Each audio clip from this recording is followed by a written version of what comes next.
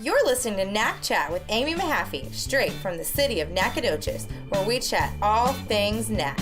We make any topic fun, and I'll take you behind the scenes of the oldest town in Texas.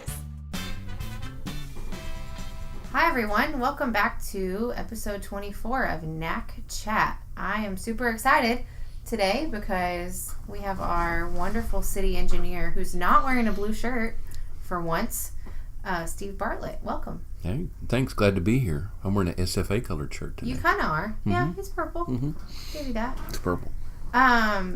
Before we jump into our topic, I want to hear about your new grandbaby. Well, we doubled our number of grandbabies overnight. So my oldest daughter had twins a few weeks ago. So they are just cuteness. Everybody's doing good though. So I think the parents are overwhelmed. But you're grandparents, so you don't care. But the grandparents get overwhelmed, then we leave. So we are having a ball. 2 twin boys, so life is good. Oh, so, yeah. And they're so cute. I went and squeezed them a couple weeks ago, and they're precious. And I'm glad I'm not having twins. And they'll be old enough to mow the lawn for me someday soon, is what I'm hoping. Yeah, so, yeah. We told our almost 2-year-old last night if she didn't get out of the dishwasher, she's going to have to start emptying it. And I don't think she liked that. So, yeah. I have a chore list ready. Yep, absolutely. You know, that's why you have them, right? Exactly. That's why I let them have them. Yeah. Well, I'm excited you're here. It's been a while.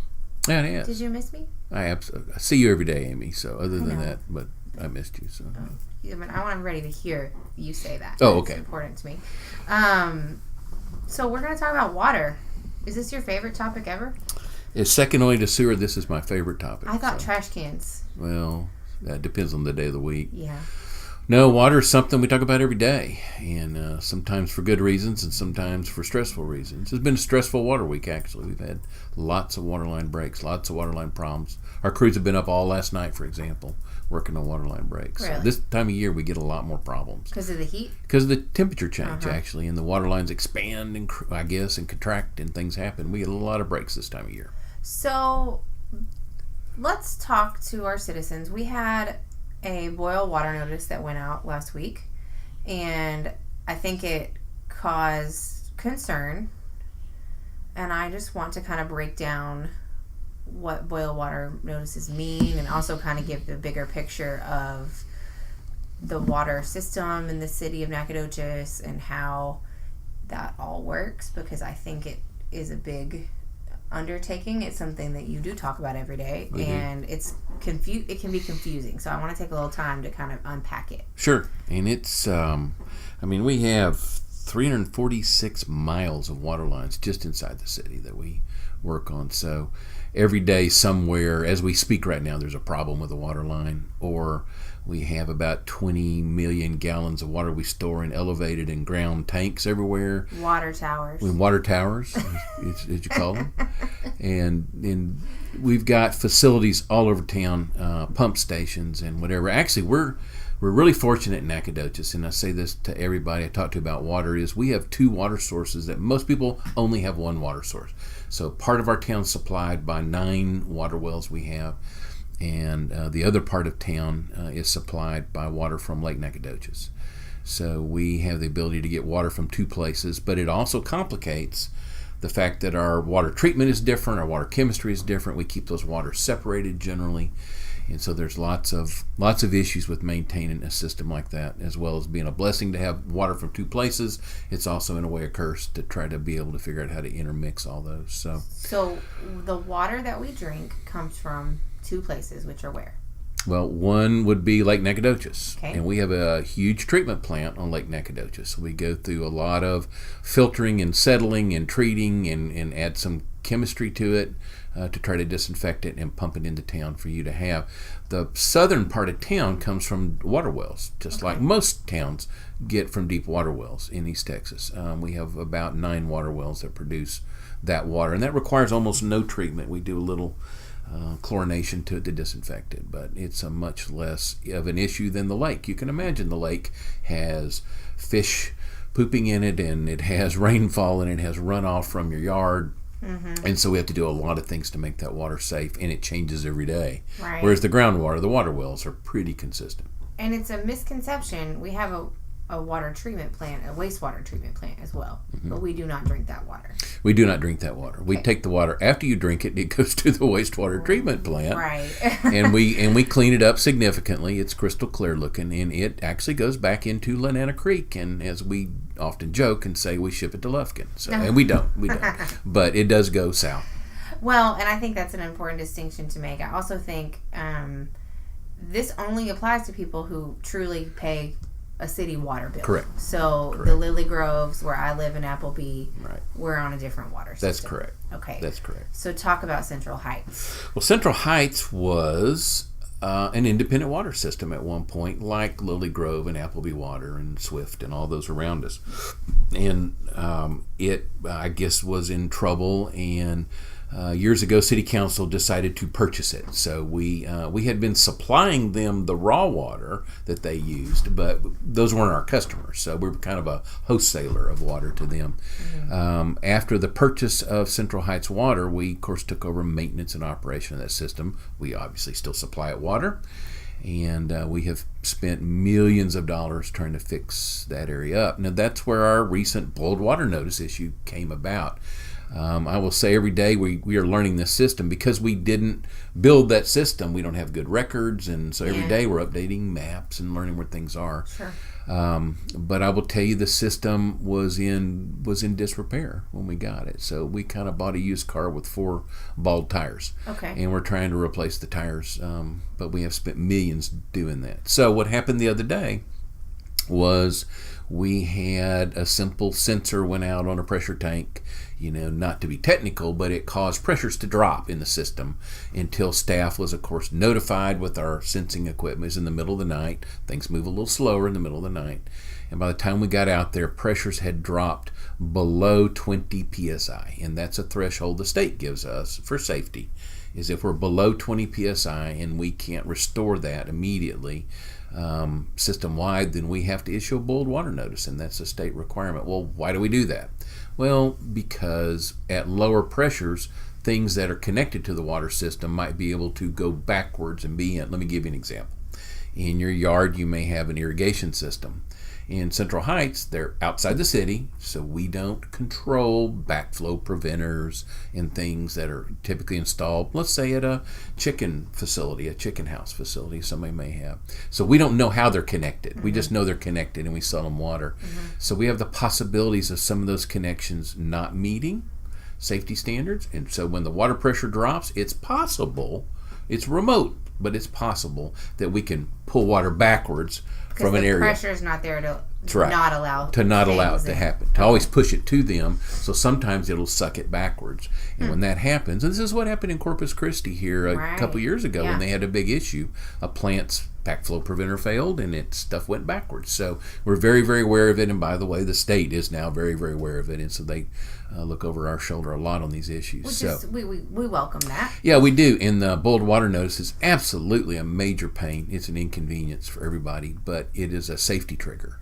So explain the timeline, because there was some confusion about we have state rules that we have to check these boxes to show that we've alerted the public appropriately. Right.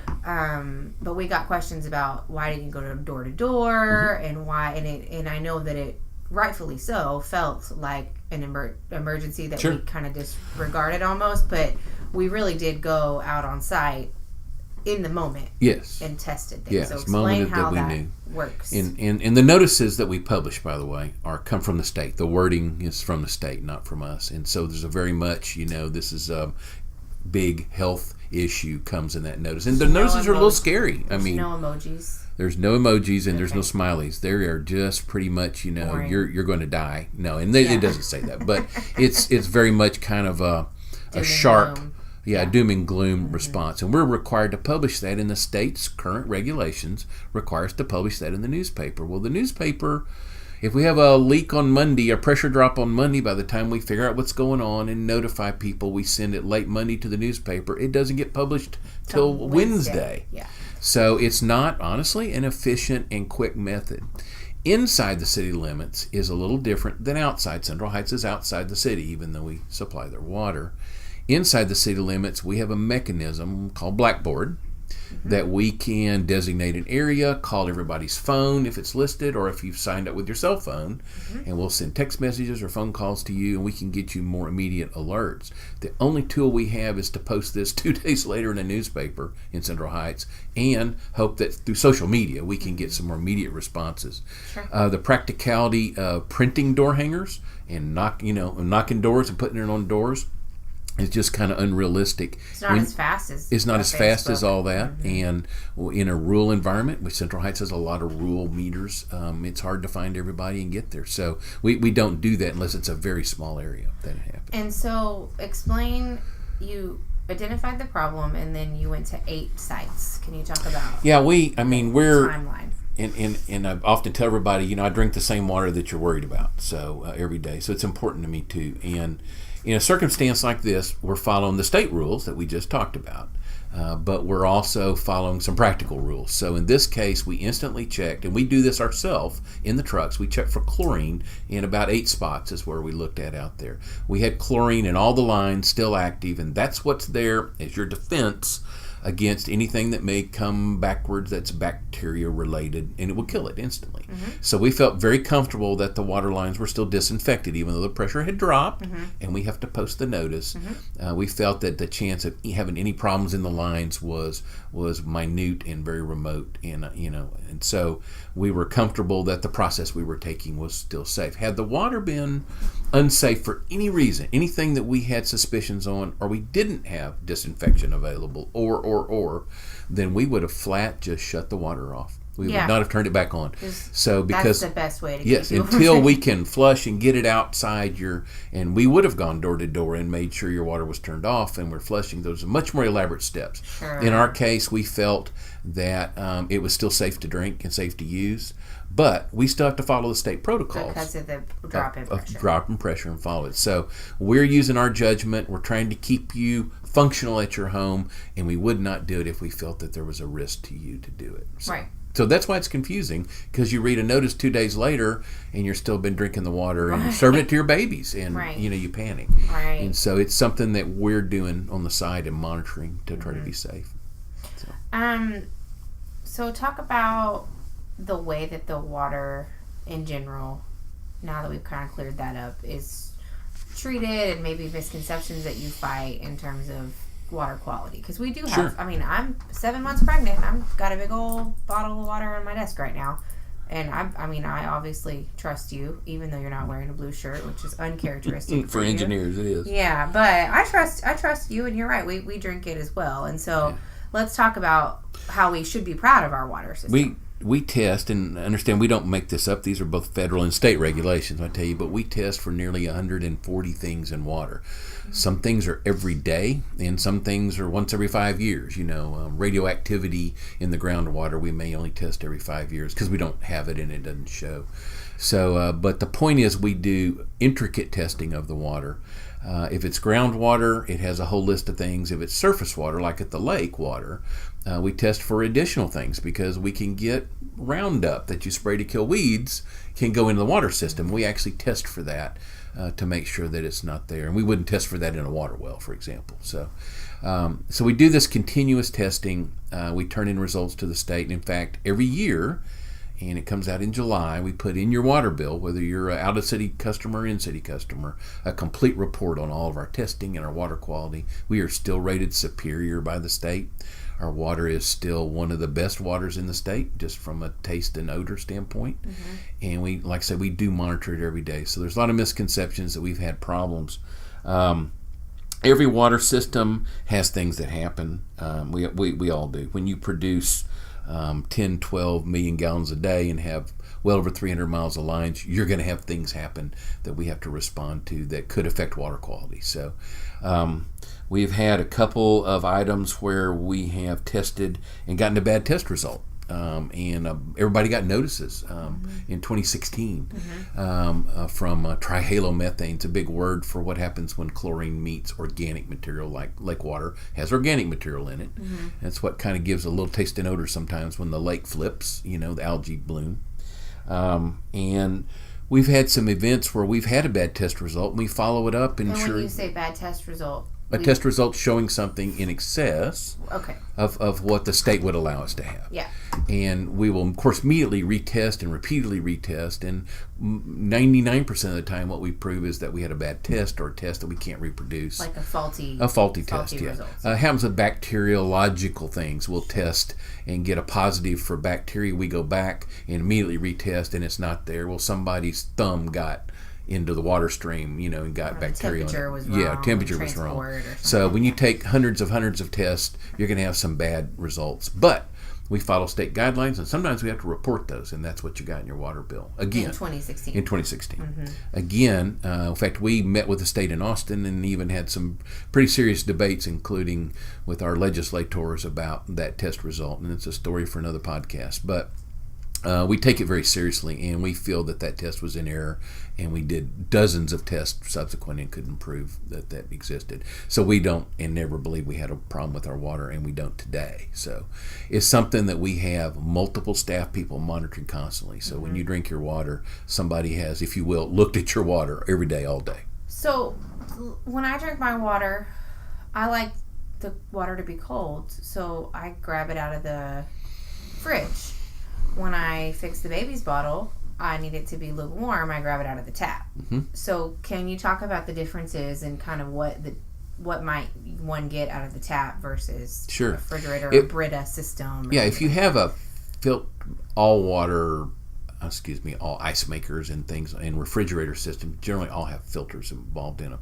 And they're filters though for taste and odor. So they remove the chlorine, and some people can kind of taste chlorine, and some people taste some of the organic material that's safe but naturally occurs, especially in lake water. Sure. And so they're basically a carbon or a charcoal filter takes that out. So you get a little bit better tasting water, or the Brita type thing you put on your cabinet top or whatever. So those are all better. The water that may go straight into your water heater and is heated up, doesn't have that kind of filtration unless you have some whole house system, and the majority of people don't have that. So it's just the water that we've treated to a certain standard, and you keep it in your water heater till you're ready. So both are safe. The one that gets filtered probably takes some of the chemistry out of the water, albeit safe again. It may be removing chlorine and things that may add taste problems for you personally. So it makes your water a little more bland, if you will, but it's a preference thing. It's a preference thing, and it's not at all bad to do. We don't ever say it's a problem to do. So you filter your water. Well, we don't filter it that way. And by the way, those filters don't remove viruses and bacteria. They just remove chlorine and hardness and things like that. Okay. So when I drink water out of my tap, or I go across the hall here in the city and drink this water, it's safe. Mm-hmm.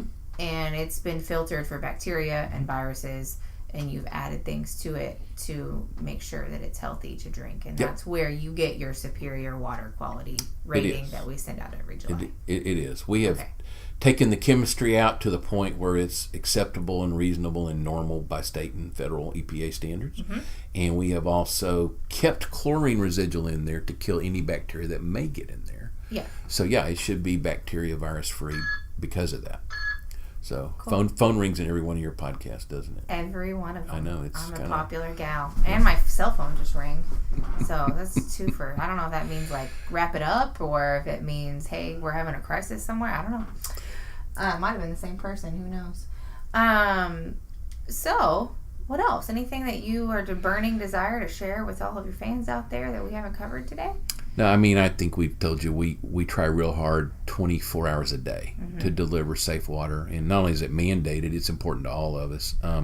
The bigger thing we struggle with, or equally big thing, there's my phone. That we struggle with is the fact that 346 miles of water lines and the 20 million gallons stored in tanks all over town are a constant maintenance challenge for us, a constant tax dollars, or in your case, water revenue that you pay on your water bill. And so keeping the system from breaking is a huge challenge for us. And so I've often joked, oldest town in Texas, oldest water lines in Texas, Right. I can apply that to streets and other things. But we literally are sitting here at City Hall with 100-year-old water lines outside the door. Sure. And that their useful life was 50. So are they going to break? Yeah, they look like PVC Band-Aids every 5 feet down there. And so I want everybody to know that just got off the phone with a business who's fixing to get their water shut off for a water line repair in their restaurant. And our health inspector is going to close them because without water, they can't have sanitary conditions. Sure. And he was not very happy. But, by the time we talked, he absolutely understood that it's a necessary evil. So I want you to know that when we have to take your water down, we do it all night long. We do it as quickly as possible. And we understand it's a huge inconvenience to you. But it's impossible to operate it 100% of the time. We just shoot for 99%. So we do our best to keep your water on.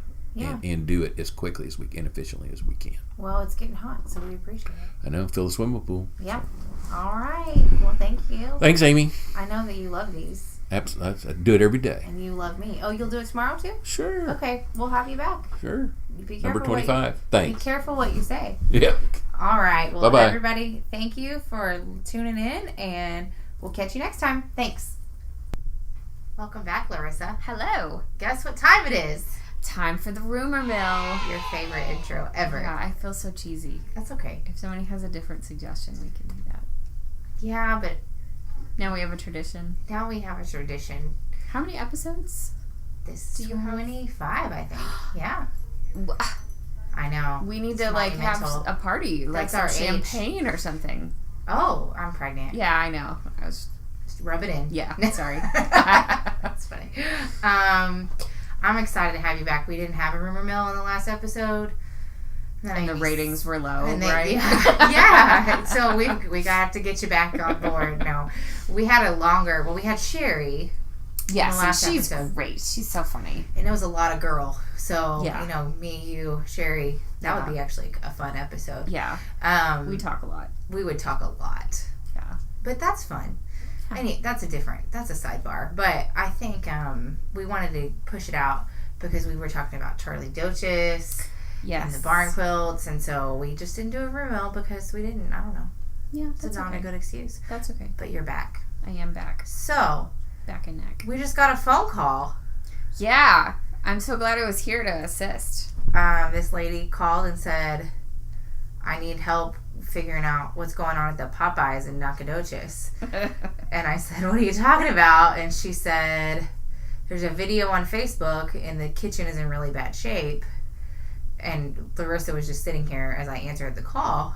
And she kind of overheard and she said, oh, yes. So what do you know? Tell everybody. So my fabulous, or Nedco's fabulous marketing assistant, Ashley Morgan, does a great job of monitoring our social media. And part of what she does, too, is she kind of helps with the Nacogdoches image. Yeah. Wayne Mitchell the other day the chamber president was talking about how, it doesn't help anybody when you say nasty things about your own town on social media. I realize we all get frustrated from time to time, and so Ashley really does a great job of dispelling rumors and kind of shutting down those nasty folks that say things that maybe aren't true or, are rumors or whatever. And she saw this video, which is an unfortunate video, taken in the back kitchen of a Popeyes. And the Popeyes is on Nacogdoches Road in San Antonio. I don't know if you've ever Googled anything, and this road has popped up. It happens to me all the time. And this video was posted on Facebook, and lots of people were commenting on it about our local Popeyes. It's not our local Nacogdoches Popeyes. That was in such bad condition as far as I know. Our local Popeyes is great. Yeah. It's regularly inspected by the city of Nacogdoches health inspector. Right. So, Whoops. yeah, so not our... So if you see your friends posting that, be sure to go on there and say, hey, sorry, Not San Antonio. here. Sucks Yeah. to be you, but this is not our Nacogdoches Popeyes. Ugh, So, what are the odds? yeah, I know. It's weird. But, so a kudos to Ashley for finding that and for trying to stop it. And thank goodness you were here when that call came in, because I was like, let me Yeah. call the health inspector. Yeah, I don't know. I was frantically pantomiming, no. Well, that's good, because we don't want to hurt our local Yeah, businesses. go get your Tuesday special at Popeyes, man. Okay. Some good fried chicken. There you go. So, what else did you want to talk about? Oh, yes. Okay, so I wanted to today, this is not really a rumor mill, but I just kind of wanted to talk a little bit about the huddle time that Superintendent Allison Fraley hosted this week, which is, what week are we in? It's the end of May right now, if you're listening to this later. So it's on the 21st. Yes. And he invited community members just to come and talk about the school district. He was very blunt. He was very plain spoken. He was also very positive, though. And one of the things that I loved the most was the change in atmosphere in that room. Because I attend a lot of school board meetings. Yeah. And I'm not going to hide the fact that they've been pretty negative. And it's just been a real negative environment in the past few months, even the past few years. And so it was just such a breath of fresh air to see our community come together and support the superintendent. People came together and said very nice things about some of the principals. Good. One of our local students said something very sweet about her middle school principal and how supportive he was and how happy she was that he was her principal. And it was just such a nice thing to see our community come together. And I have such high hopes for where we can all go from here. That's great. Yeah, and I wanted to just encourage folks to continue to participate with the school district.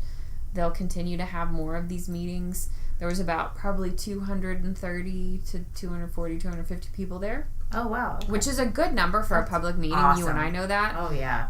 But if you think that there are several thousand kids in the NISD school district, that's a pretty small portion of the people that care about the kids in that district. So we want to make sure that parents and taxpayers and students are engaging when they're given the opportunity to. Yeah, that's great. Because we've got big things coming, and we've got big changes maybe coming. And I don't mean that in any ominous way. I'd mean it in a positive way. I think there's some cool new things that are going to be happening at NISD, and we want to make sure everybody has a chance to participate. Sure. Well, and I think it's important to not gloss over that there has always been awesome things happening because we have awesome kids in our schools, and it goes back to what you said a minute ago, like it doesn't always help us to talk bad about our own community. Right. And it's okay to be frustrated, which is a lot of the chatter that we've seen, but we have new school board members and we have, a lot of people that are kind of refreshing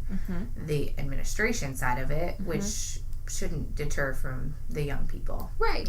Right. And something that Roger Van Horn, our former mayor, always said is, I love to hear about the problem that you see, but if you come to talk to me about your problem, come with a solution. Yeah. So that's what I'm kind of throwing it out there as a challenge to folks, is there are lots of opportunities to provide solutions to problems that you might see in our local school district. And there's also a lot of, like you said, great things going on there. Oh, yeah. So let's talk about those. Let's support our athletic teams. Let's, support our UIL kids that are going to UIL competitions. And all those great things that are happening, let's talk about them and support them and buy candy at a fundraiser. Right. Support the drill team and support the band with their band fundraiser cards. Just make sure you're taking part in the school district, because it's not a part of the city government, but it's a huge part of our community. Right. Well, and I think people have asked us a lot in the past, what are you doing to help the school district? We provide support. You go to lots of school board meetings. We meet, our elected officials meet with school board members. But we kind of have to stay in our lanes because of the way that the codes work. And they have a Texas education code and we have a local government code. And those in themselves are big tasks. So if we begin to cross lines, then we can't do what our main function is. And so I think that you always said it best, that the way we support the school district is to go to things like that, is to talk about the great things happening and to continue to encourage that cooperation, because great things are coming. Yep, so absolutely. That's cool. Thanks for coming to my rumor mill. Yes, ma'am. Thanks for inviting me. We'll do it again soon. Yes. And we're going to do it live. Yes, I'm very excited. So, June 20th? Yes. At Nacogdoches Rotary, Wednesday Rotary, as some would call it. We get to be on a live NacChat. And we are super excited. If you are a Rotary member, make sure you bring your questions. Oh. If you are not a Rotary member, contact a Rotary member, and maybe they'll invite you as their guest, and maybe you can come join the club. And then we'll take questions from the audience, and then we'll air it later. So that's going to be fun. Yes, it will. Cool. Well, thanks, Larissa. Thank you, ma'am. Have a great day. You too. Bye-bye. Bye, everybody.